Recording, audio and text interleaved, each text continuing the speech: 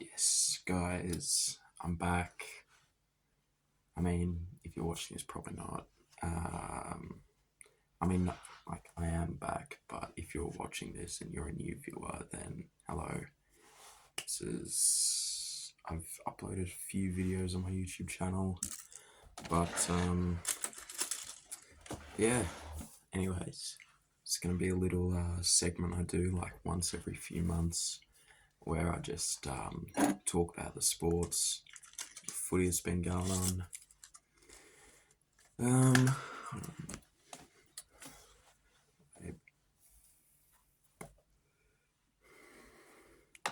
anyway, big news in footy recently. Um, Collingwood suck. As a shock to no one. Lost the opening games by like what, eight? Well, not eight, like 6, 7 goals. It's not doing great. We're doing well. Some can't. Some midfielder got like 30, not 30, like 46 disposals. Fucking won in the game against the Lions. That was pretty sweet. I'm working now. Got a job, been there for like 2 years. That's how long it's been since I've uploaded a video.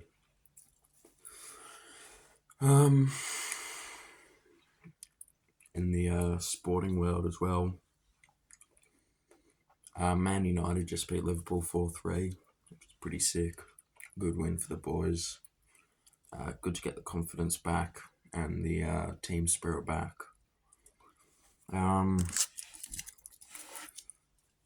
What else has been happening? Back to footy. Brisbane suck as well. Threw away like a 46-point lead in the opening round up at the Gabba. Ended up losing by like a kick. So that wasn't great. I mean, it's great for me, not great for the Lions, obviously, because that sucks. And then they played this week and lost as well. Or did they win? No, they won. They beat. Fuck, who did they beat? They beat someone. So, yeah, they beat someone. It's alright. I think they had a pretty decent game, won by like 20 points, something like that.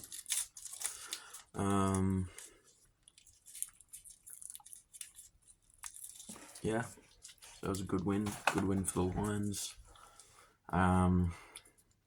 Obviously Melbourne doing alright, coming back off a what was it, 25 point loss to the Swans in the opening round. But good to see the young gun, Caleb Windsor, Duke of Windsor, as the papers calling him.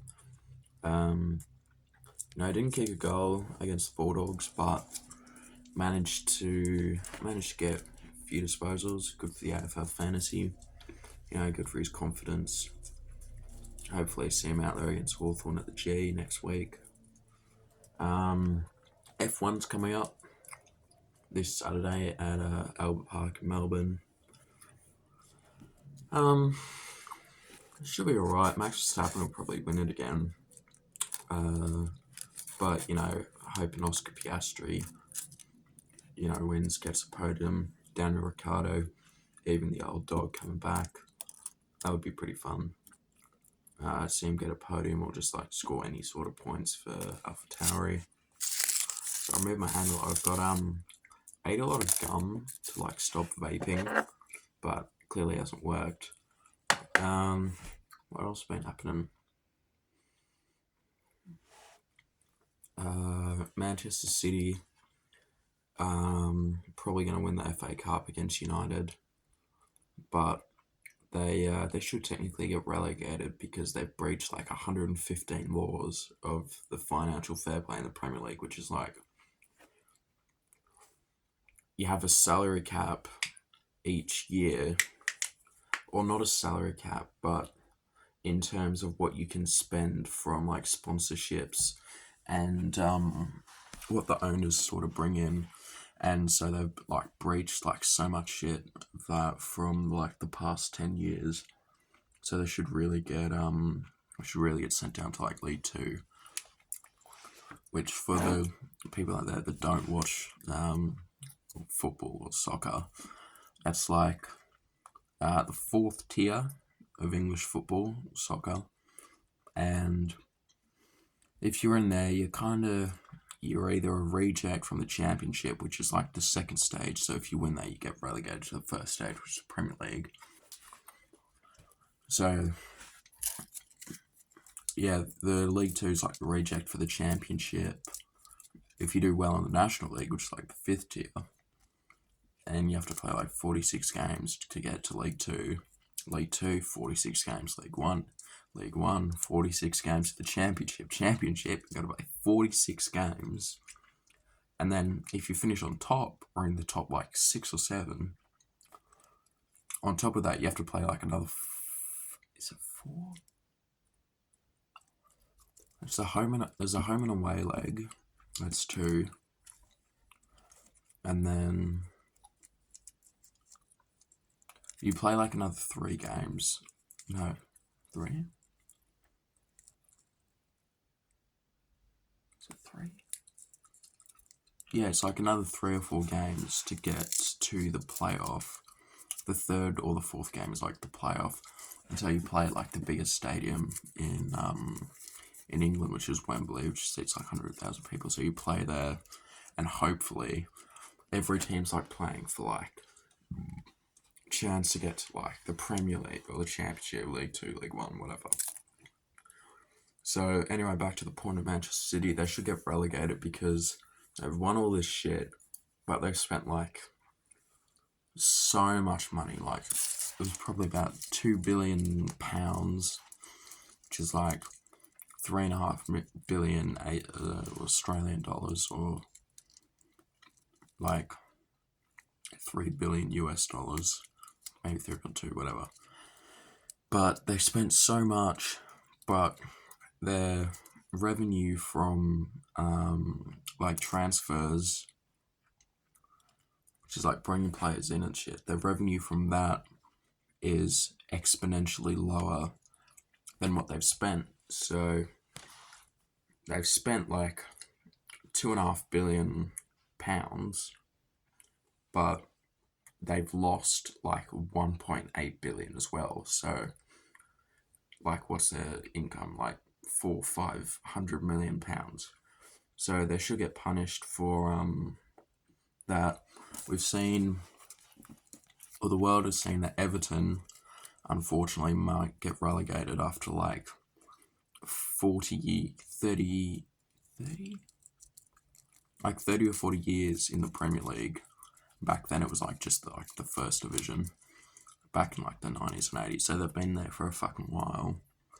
But yeah, they got deducted like 15 points because they breached financial fair play, and they haven't even spent that fucking much. We saw in Syria, in Italy, Juventus, they had some sort of like betting allegation, like again financial fair play, and they got deducted like 20 points, and then they went to court with it, and they won, and they just went bang straight back up the table, and they're sitting like third or second. So it's a bit of a fuck up by the Italian Football Federation. What else has been happening? Basketball. Clippers are doing surprisingly well. I don't go for them, but they're like, I mean, they lost today by like 25 points, but they're at like 40 and 25, which is pretty good considering the last couple seasons they finished like mid-table, like 40 and 42 or something. You play like 82 games in a season, so they haven't been doing that great. I go for the Bucks. We're doing alright. We're sitting second behind the Celtics, which is unfortunate because they're like our rivals, kind of. Not really in terms of like distance and like state in America, but in terms of how well they've been, how well the Celtics have been in the last like 3 or 4 years, and how well the Bucks have been, they've just been like clashing, and it's just been like a whole thing. It's like us, Celtics, and the 76ers have all just been like this, and it's just been like a whole thing. But I'm praying that Giannis and the great Damian Lillard, can hopefully secure us playoffs, and then we'll probably play like the Mavericks or the Nuggets in the in the Western Conference final. Or like if they win, then we play them, whatever. I'm hoping we play them, then win, and then hopefully play like Celtics or like maybe Lakers or Golden State, depending on how well they do. Like both the Lakers and Golden State are like 30 and 32 and like 31 and 31, I think. So they're both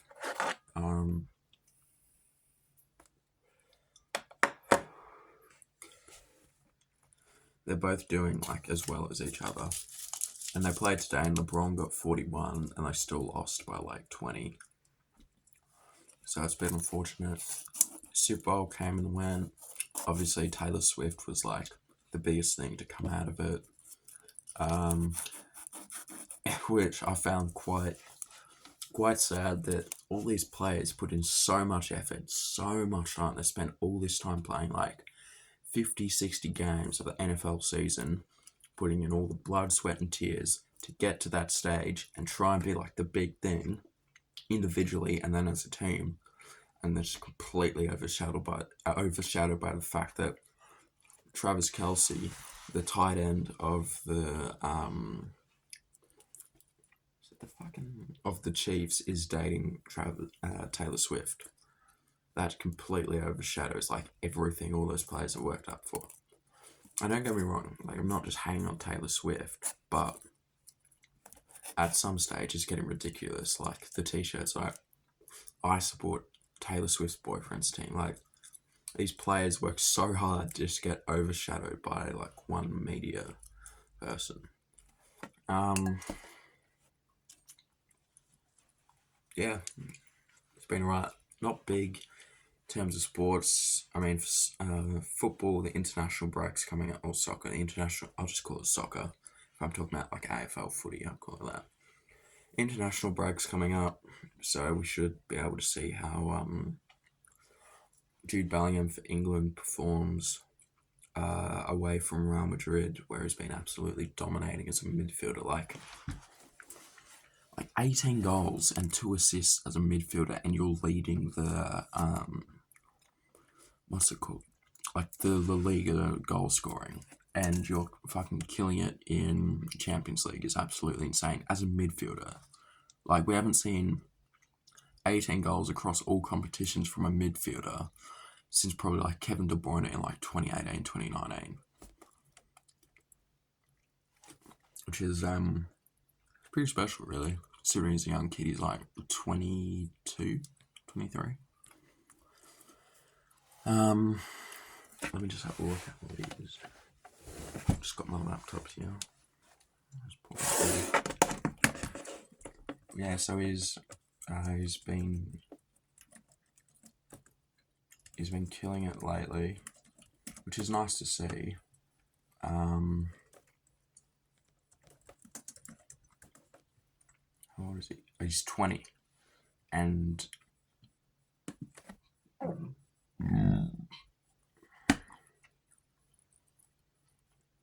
he's got 20 goals from 30 matches. 20 goals from 30 matches and 8 assists. That's insane. But as a 20-year-old midfielder, like KDB.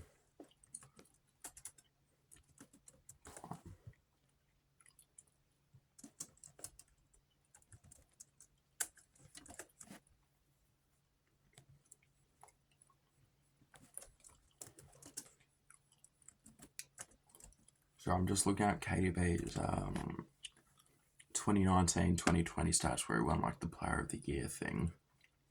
It's fucking fun.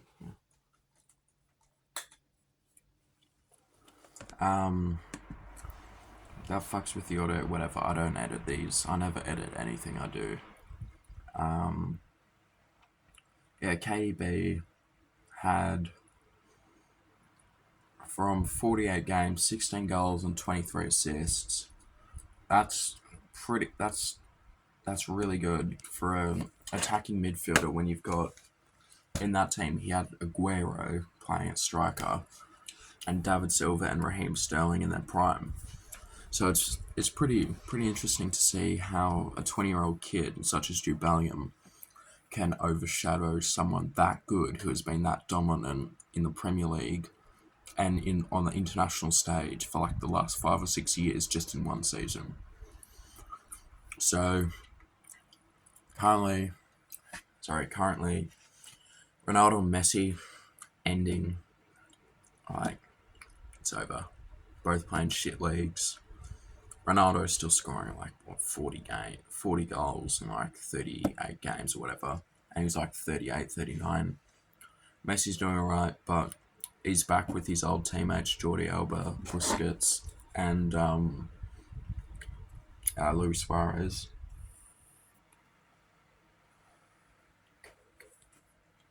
And yeah, they're doing pretty well, I guess. But when you play in the MLS, right, you don't have the opportunity to play with good players because, not to hate on American sport like athletes, but like NFL and basketball and even baseball is like the shit over there. Whereas in countries like Argentina, Brazil, Portugal, France, England, Spain.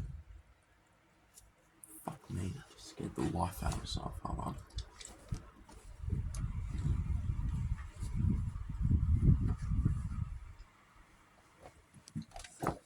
Like those countries, they're like been so dominant. Like football, or I'll just call it soccer. Soccer is like their main thing. So it's like shit. Everyone works so hard to do that. I think, but even in Spain as well, like basketball is also massive. So you get players like Pau Gasol, and Argentina you get what was his name? Fucking, I know his name. It's Manu.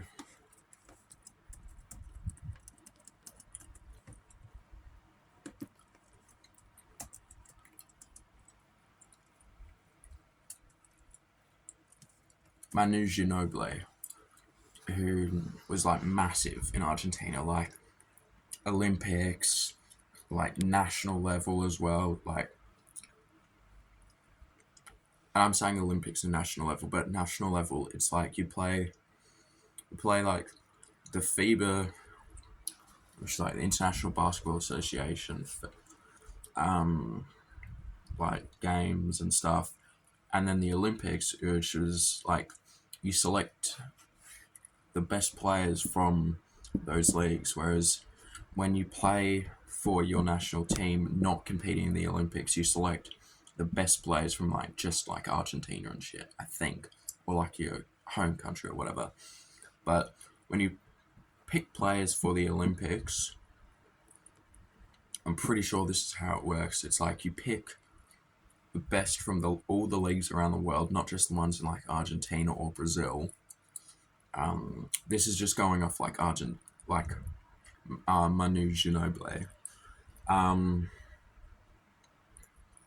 Yeah, so when you play national level, you pick the best. I think you pick the best from Argentina who play in like the Argentine or South American division of basketball. And then Olympic level is like the best from everywhere. I'm pretty sure, I'm not entirely sure if that's how it works in basketball, but I know in other sports, like, okay, Olympics for soccer. So at the Olympics, you can only have one player over the age of like 30 or 31, whatever. we saw in the 2018 Rio de Janeiro Olympics, right? You can't have players that play in like top class divisions like La Liga, Prem, Syria, uh, Eredivisie in the Netherlands, Liga and Bundesliga, because it's just way too unfair against like nations that don't have the opportunity for their players to go to that next level.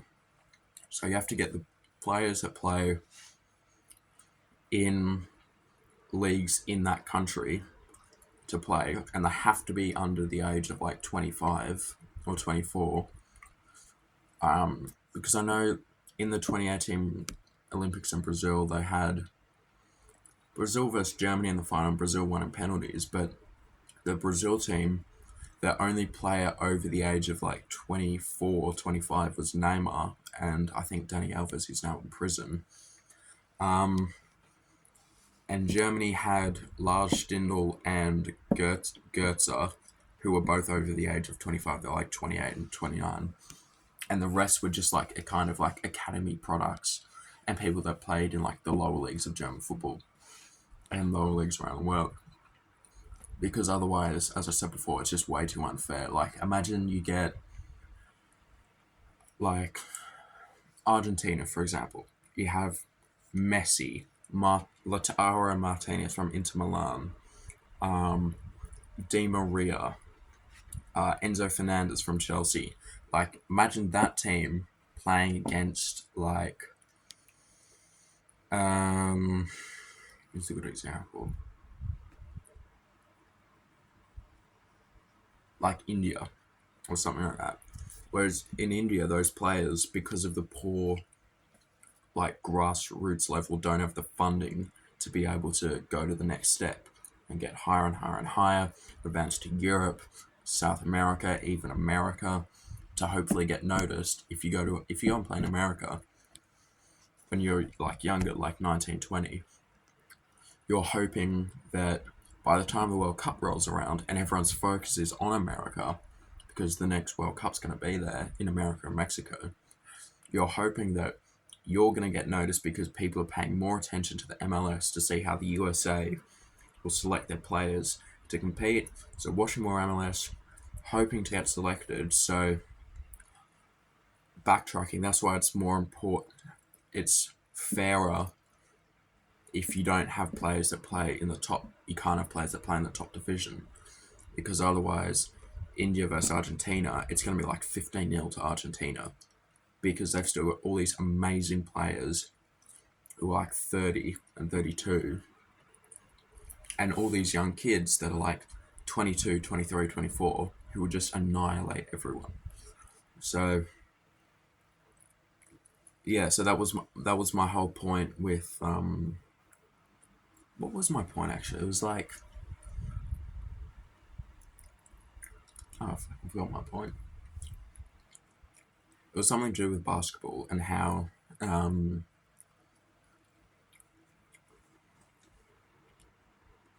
just put this here. How like how good like what was the last one? Anyway, moving on. Can't be bothered to remember it. My memory is fucked from this actually. Just fucking killing my brain cells. In other news, didn't get into uni. What a shock. I'm a fucking retard. I can't say that anymore. I'm fucking stupid. Yeah, ATAR was too shit. Can't be bothered to pay like $80 just to see that I got like 19 or 20 or whatever.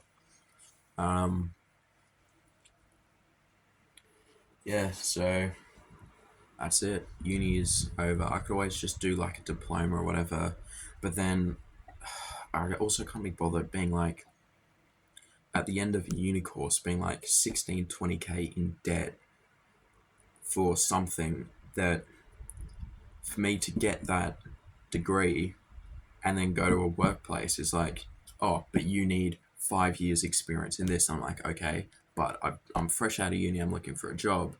I haven't had that experience because I've been working for the last few years to get that degree or diploma that can lead to this job. And like, whatever, not my problem.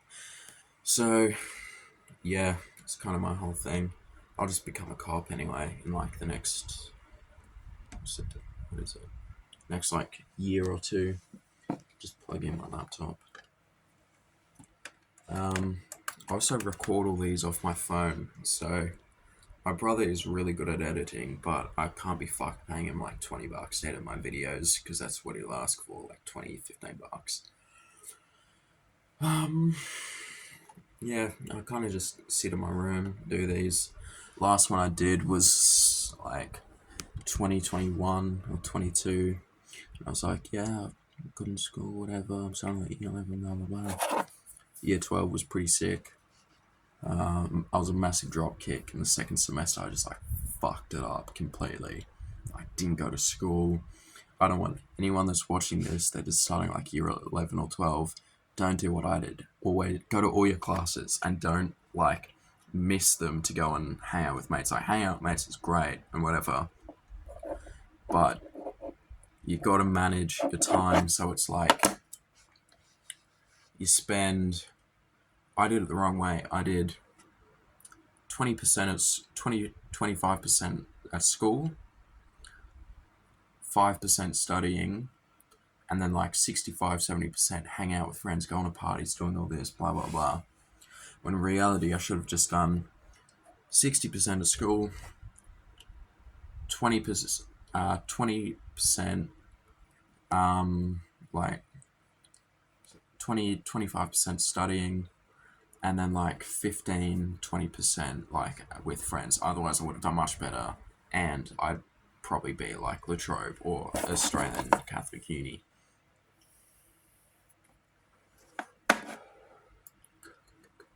But I'm pretty happy doing this. I just work like all the time. What's the time? It's like fuck, three in the morning. 3 in the morning, and I'm still awake, and I've got work tomorrow. Well, I've got work today, but it doesn't start till like 7 p.m. So yeah, I'm pretty happy just living life, doing this, bit of this, bit of that.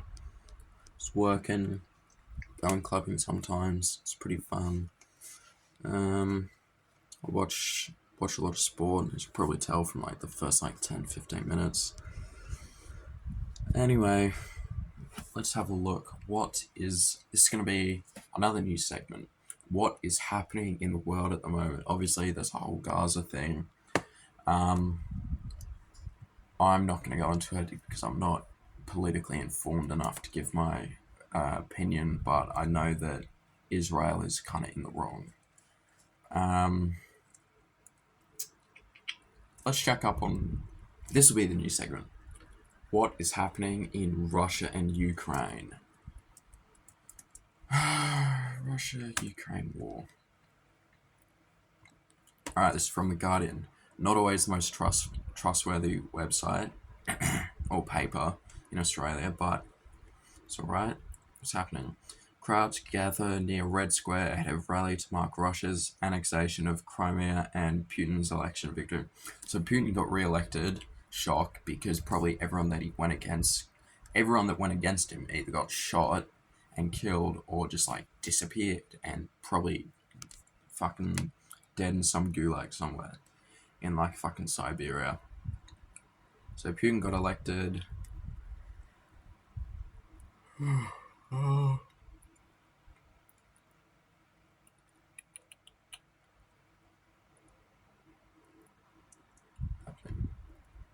Okay. It's from the Sky News.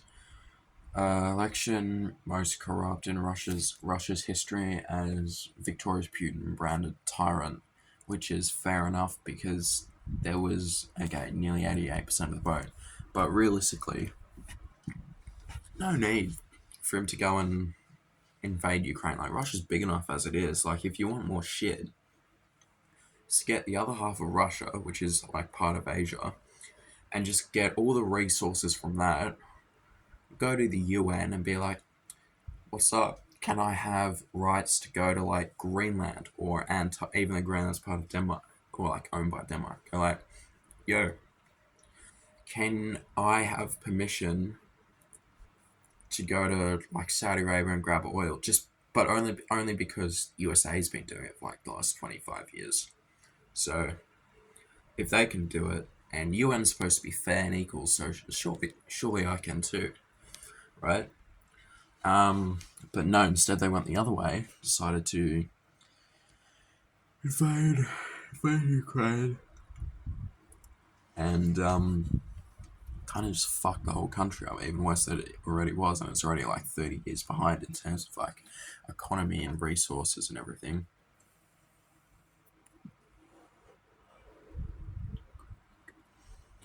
Oh, apparently there's a video clip of an anti-Putin protest outside the Russian embassy in US.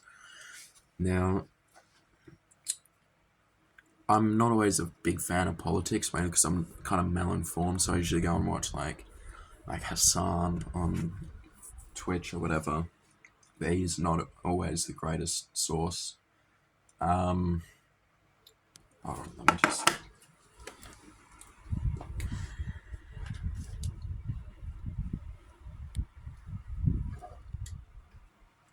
Got to charge the headphones, make sure they don't die.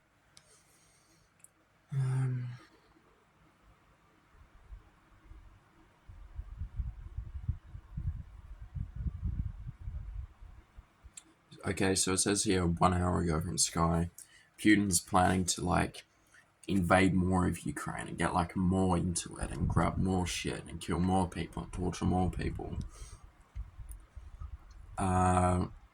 This is from a quote from someone. All this direct evidence that the Russian Federation is not ready to live in modern social and political relations, taking into account the absolute sovereign rights of other countries. So it's basically like they're not ready to accept that they're like a lot of countries are equal and they want to be like the divine ruler, like the absolute over Ukraine and every kind of nation that was. Maybe I'm going too deep. Maybe like every nation that was part of Yugoslavia. So like Croatia and Serbia and Czechoslovakia and Slovenia and like Armenia and Latvia and Estonia and all those countries. Okay, well this is interesting. India and Iran send congratulations to Putin. That's actually surprising because with all the corruption that India's facing in like sport, not in terms of like cricket, because cricket they're just amazing at, with like Virat Kohli and fucking what's his name, Ashwin and Kuldeep and who's still playing, Yadav. But in terms of like soccer and shit, surely it's more like they want to just be like, Putin, we are accepting you as our divine leader of the absolute new world. So if you see that we're saying, yo, let's be mates, we're sending you congratulations, hopefully you won't invade us. Which is probably not the case because knowing Russia, they'll just fuck them over like they do with pretty much everything. Um,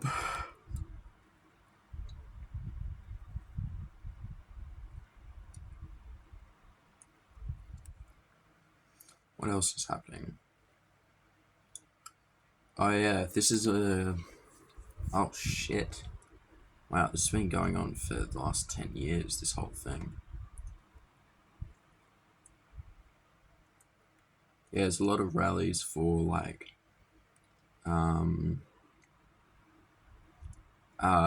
prisoners of war held in Kiev, yeah, which is like capital of Ukraine. There's like it's showing like images of like just burnt like buildings and cars and shit. Consequences of Russian occupation of Hostomel, which is in Ukraine. There's like consequences of like missile attacks, just like decimating, like absolutely fucking up Ukraine villages and stuff.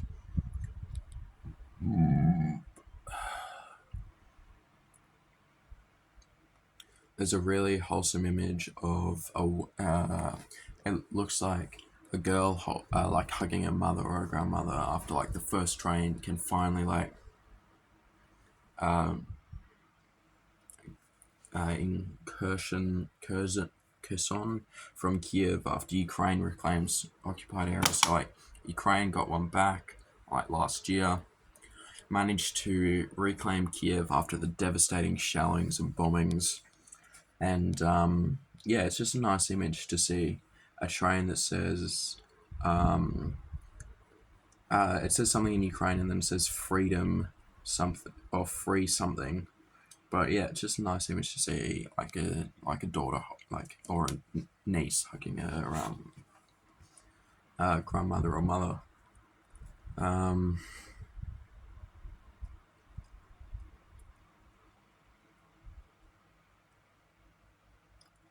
yeah, it's just pretty devastating, really. That this has been going on for 10 years, and it's just like a landlocked thing where Russia don't need to do it.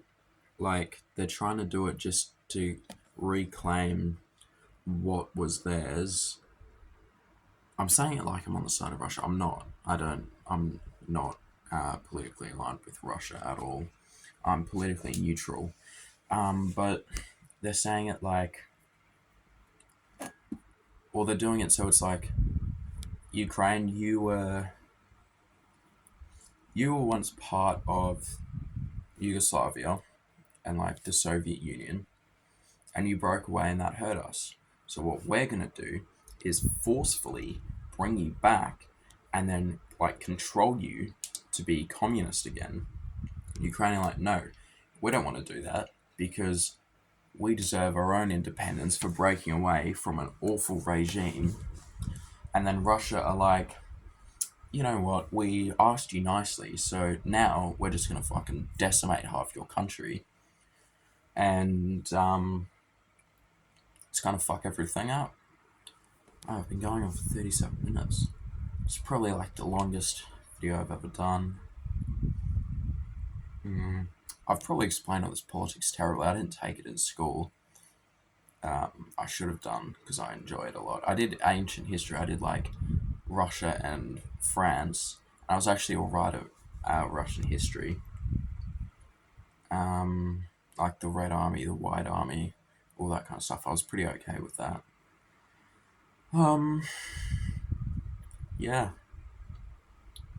I think that'll be the end of the first episode of the new series. So, uh, whenever you're watching this, good morning, good afternoon, good night, and goodbye. See ya.